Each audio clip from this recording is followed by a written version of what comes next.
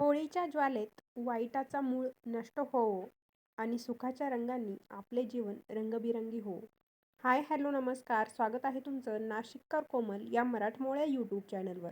फाल्गुन पौर्णिमेच्या दिवशी येणारा सण म्हणजे होळी. होळीचा सण अगदी 2-4 दिवसांवरती येऊन ठेपलेला आहे.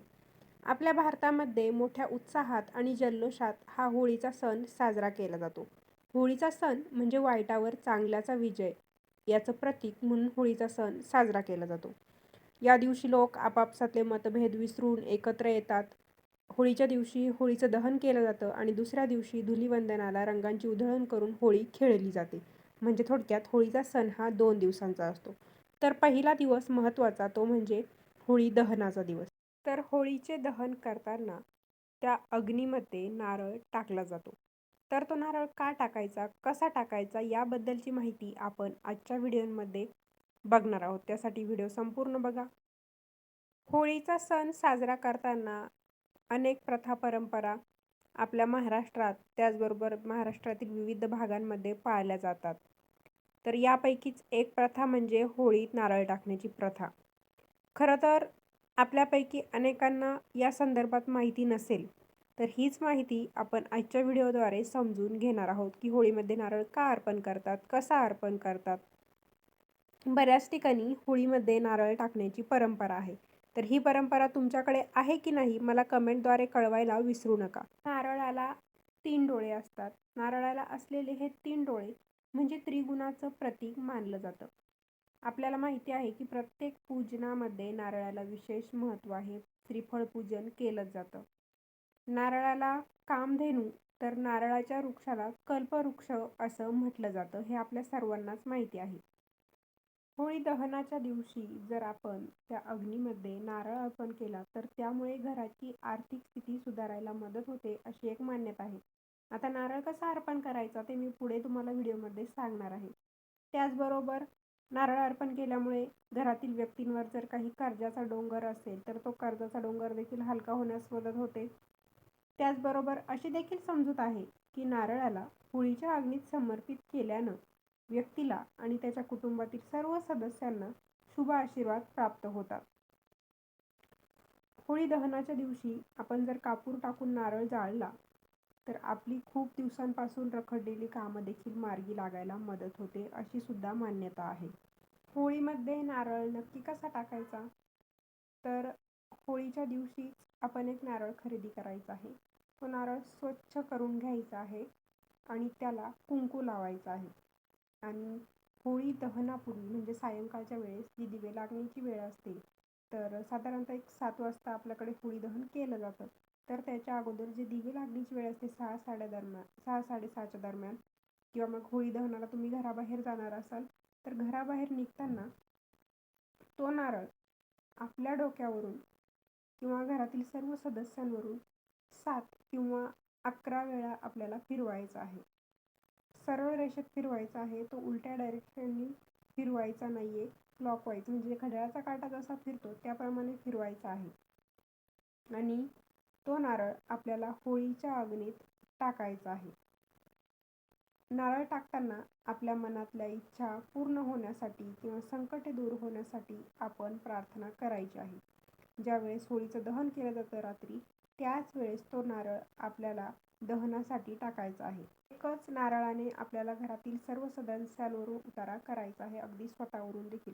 आता तुम्ही म्हणाल की आमच्या घरातील एक सदस्य लवकरच बाहेर जाणार आहे, तर तुम्ही काय करायचं, सगळ्या सदस्यांवरून त्याच वेळेस नारळ उतरून घ्यायचा आणि तो नारळ घराबाहेर नेऊन ठेवायचा आहे. आणि ज्यावेळेस होळी पेटेल तर त्यावेळेस तो नारळ आपल्याला होळीत टाकायचा आहे.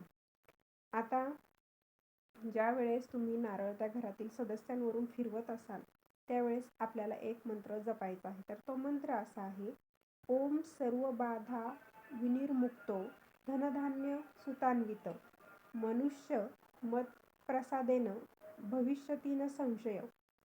मंत्र पुन्हा एकदा सांगते ऐका. ओम सर्व बाधा विनिर्मुक्तो धनधान्य सुतान्वित मनुष्य मत प्रसादेन भविष्यती न संशय. हा मंत्र आपल्याला 11, 21 किंवा 108 वेळेस म्हणायचा आहे. या उपायाने काय होतं हा मंत्र म्हटल्यानं, नारळ आपल्या घरातील सदस्यांवरून उतरवल्यानं आपल्या घरातील रोगराई असेल, नकारात्मक शक्ती असेल, अदृश्य शक्ती असेल, या सर्व गोष्टी नष्ट होता होळीबरोबर त्यांचं देखील दहन होतं, असा अनेकांचा अनुभव आहे. म्हणून आपल्याला दरवर्षी होळीच्या दिवशी हा उपाय करायचा असतो. दरवर्षी होळीमध्ये असा एक नारळ टाकायचा असतो. जर एखाद्याच्या पत्रिकेमध्ये राहूच्या दशेमुळे काही समस्या निर्माण झाल्या असतील, तर तुम्ही नारळाचा आणखी एक उपाय करू शकता होळीच्या दिवशी. तर तो उपाय असा आहे, एक नारळ घ्यायचा, त्याची पूर्णपणे शेंडी काढायची आणि नारळाला जे 3 डोळे असतात, तर त्यापैकी एक डोळा फोडून आपण सर्व नारळातलं पाणी बाहेर काढून घ्यायचं आहे. आणि त्याच डोळ्यातून, त्या छिद्रामधून आपल्याला जवसाचं तेल त्या नारळामध्ये भरायचं आहे. नारळाची शेंडी काढून घ्यायची आहे आणि एक डोळा फोडायचा आहे. आणि जवसाचं तेल जेव्हा तुम्ही भरत असाल तर त्यामध्ये थोडासा गूळ देखील मिक्स करून ते गूळ मिश्रित तेल आपण भरायचं आहे आणि हा नारळ आपल्याला जळत्या होळीमध्ये अर्पण करायचा आहे. त्यामुळे काय होईल, राहूचा प्रभाव समाप्त होतो आणि राहूच्या दशेमुळे आपल्या आयुष्यात ज्या काही समस्या निर्माण झाल्या असतील त्या सर्व समस्या दूर होतात. तर नारळाचे असे 2 उपाय तुम्ही होळीच्या दिवशी करू शकता. बघा, नारळाच्या झाडाच्या प्रत्येक पार्टचा काही ना काहीतरी वापर होतोच, आपल्याला ते माहिती आहे. नारळाचं खाण्यासाठी वापर करतात, जे पानं असेल त्यांच्यापासून आपण झाडू वगैरे तयार करतो. नारळाची जी शेंडी असते तिचा घासणी म्हणून वापर करतात किंवा इतर देखील अनेक वापर नारळाचा केला जातो.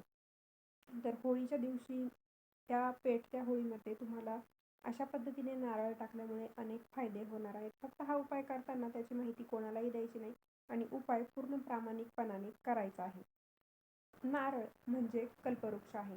तुमच्या घरात पैशांच्या समस्या असतील, पैसा टिकत नसेल, माता लक्ष्मी अस्थिर असेल, कर्जाचा डोंगर झालेला असेल, तर अशा पद्धतीने नारळाचा उतारा जर तुम्ही होळीच्या दिवशी केला तर पैशासंबंधित ज्या काही समस्या असतील त्या नक्कीच दूर व्हायला मदत होईल.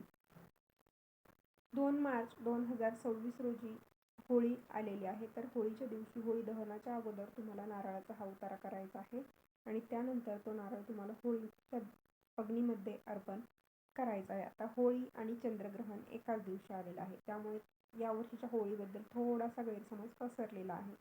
तर तुम्हाला जर असाच गोंधळ तयार झालेला असेल तर सविस्तर माहितीचा व्हिडिओ आपल्या चॅनलवर उपलब्ध आहे. तुम्ही तो व्हिडिओ बघू शकता, म्हणजे तुम्हालाही कळेल की होळी आणि चंद्रग्रहण यांचा काही संबंध आहे की नाही. होळीच्या दुसऱ्या दिवशी असते धुलिवंदन. धुलिवंदनाच्या दिवशी रंग खेळून आपल्याला धुलिवंदनाचा सण साजरा करायचा असतो.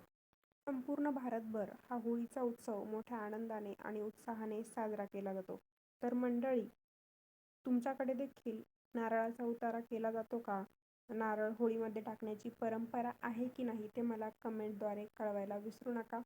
थोडाफार बदलला की सण साजरे करायची पद्धत बदलत असते, पण आमच्याकडे मात्र होळीमध्ये नारळ टाकण्याची परंपरा आहे. आणि त्यामागचं कारण काय, नारळ कसा टाकायचा, का टाकायचा, याबद्दलचीच माहिती मी तुम्हाला आजच्या व्हिडिओमध्ये सांगितलेली आहे. तुम्हाला काही शंका असेल तर मला कमेंटद्वारे नक्की विचारा. होळीच्या सणाच्या तुम्हाला खूप खूप हार्दिक शुभेच्छा. होळीच्या दिवशी करण्याचे खूप उपाय आहेत, त्याबद्दलचा एक सेपरेट व्हिडिओ मी आपल्या चॅनलवरती पोस्ट केलेला आहे. त्याचबरोबर होळीच्या वेळेस चंद्रग्रहण आलेलं आहे, त्यावेळेस कोणते नियम पाळायचे, गर्भवती महिलांनी कशी काळजी घ्यायची, याबद्दलची माहिती सांगणारा व्हिडिओ देखील आपल्या चॅनलवर उपलब्ध आहे. तुम्ही नाशिककर कोमल हा यूट्यूब चॅनल सर्च करून जे आता पोस्ट केलेले लेटेस्ट व्हिडिओ आहे ते बघून तुम्हाला चंद्रग्रहणाची देखील माहिती मिळून जाणार आहे. तर मंडळी, असा होता आजचा व्हिडिओ. व्हिडिओ तुम्हाला आवडला असेल तर व्हिडिओला लाईक करा, शेअर करा. अजून आपल्या चॅनलला सबस्क्राईब केलेलं नसेल तर धार्मिक, आध्यात्मिक तसेच सणावारांचे व्हिडिओ बघण्यासाठी आजच आपल्या नाशिककर कोमल या मराठमोळे यूट्यूब चॅनलला सबस्क्राईब करायला विसरू नका. पुन्हा भेटूया अशाच एका नवीन व्हिडिओसोबत. धन्यवाद.